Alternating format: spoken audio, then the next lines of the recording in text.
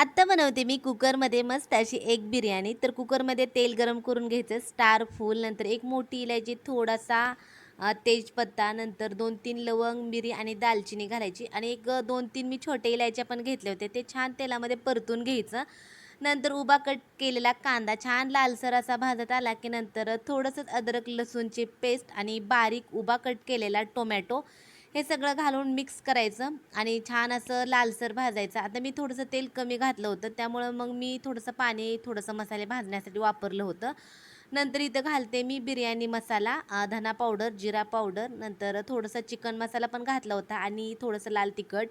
हे सगळं घातलं की थोडंसं पाणी घालून मिक्स केलं. आता आम्हा तिघांनाच अंडा बिर्याणी करायची होती, त्यामुळे 3च अंडी घेतली होती मी. नंतर एक 5-10 मिनिटं भिजत घातलेला तांदूळ, थोडंसं गरम पाणी घालायचं आणि कुकरला 1-2 शिट्ट्या काढायच्या. आता तुम्हाला काय सांगायचं, मीठ घालायचं राहिलं, खाताना लक्षात आलं. चला बिर्याणी कशी झाली नक्की सांगा.